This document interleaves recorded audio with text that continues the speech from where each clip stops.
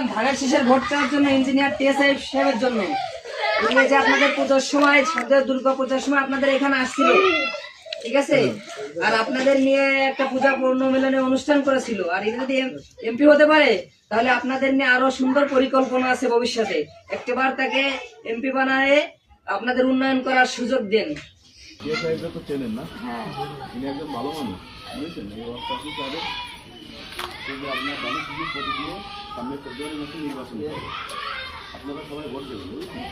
আর আশপাশে যারা আছে সবাই একটু উৎসাহিত করবেন, ঠিক আছে? হচ্ছে আমরা ইঞ্জিনিয়ার টিএসআই সাহেবের ধানের শীষে ভোট চাওয়ার জন্য এসেছি, ঠিক আছে। ধানের শীষে ভোট দেবেন এবং তার জন্য দোয়া করবেন। তিনি এমপি হলে আপনাদের বিপদ আপদে সবসময় আপনাদের পাশে থাকবেন। আসছিল আর আপনাদের এই পূজা পূর্ণ মিলনে একটা অনুষ্ঠান করছিল কিন্তু বাঘারপাড়ায়।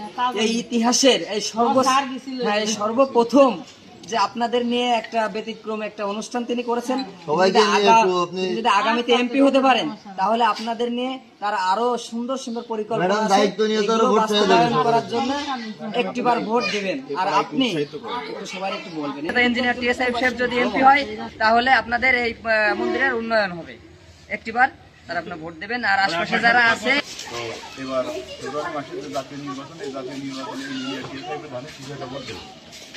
পুজোর সময় আপনাদের এখানে যে আসছিল উনি একজন ভালো মানুষ, ধানের শীষে ভোট চাওয়ার জন্য